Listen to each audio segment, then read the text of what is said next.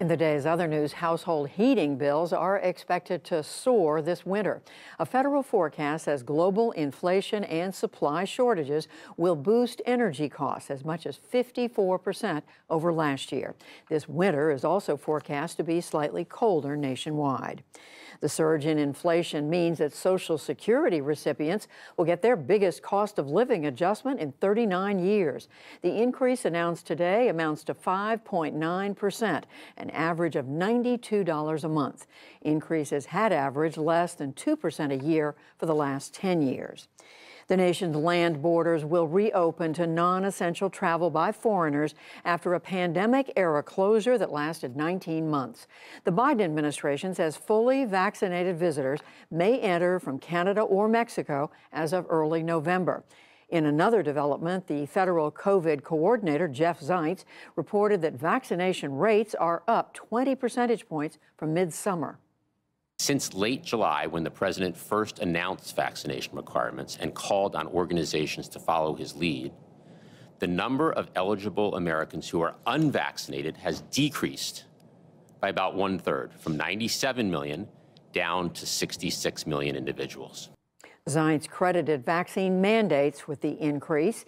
Meanwhile, Chicago's police union urged officers to defy a city mandate. They have to report their vaccine status by Friday or face unpaid leave. The U.S. Supreme Court heard arguments today on the fate of Jahar Tsarnaev, one of the two Boston Marathon bombers. He's fighting the reinstatement of a death sentence, which a lower court threw out. The 2013 bombing killed 3 people and wounded more than 260. We'll take a closer look later in the program. Hurricane Pamela is moving inland tonight across northwestern Mexico. It came ashore yesterday north of Mazatlan on Mexico's Pacific coast. The storm left flooded streets and downed trees in its wake. Forecasters say remnants of Pamela will bring heavy rain to parts of Texas and Oklahoma by Thursday. A wind-blown wildfire in Southern California has threatened more than 100 homes for a second day. One is near the ranch that was once owned by President Reagan and known as the Western White House. The fire in Santa Barbara County ignited Monday, and high winds quickly spread it by this afternoon. It was only 5% contained. The White House today kicked off a global virtual summit on cybersecurity involving 30 nations, but Russia was not invited. The focus is on ransomware attacks, and many of them originate in Russia. Still, at an energy conference in Moscow, President Vladimir Putin said he expects better ties ahead. In general, President Biden and I have rather stable working relations. I assume that fundamental interests of the two countries will definitely lead one way or another to our relations being repaired. The meeting will last 2 days. The Biden administration hopes to see as many as 7 wind farms built off the east and west coasts of the U.S. and in the Gulf of Mexico. Secretary of the Interior Deb Haaland said today that lease sales could be held by 2025. Federal officials estimate that the projects, if built, would generate enough electricity for 10 million homes.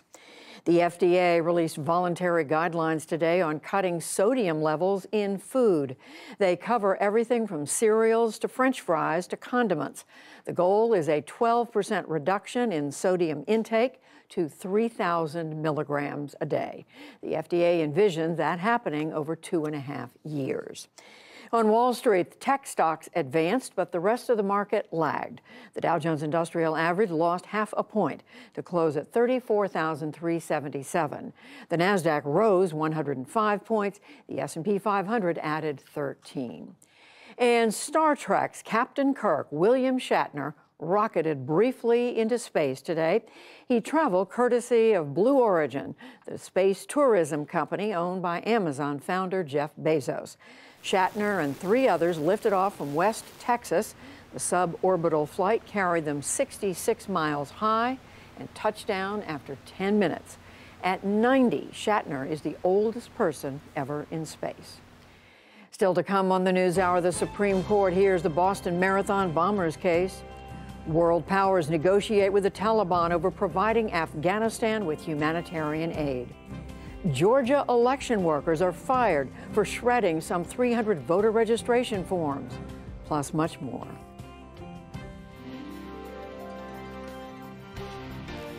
This is the PBS NewsHour from WETA Studios in Washington and in the West from the Walter Cronkite School of Journalism at Arizona State University.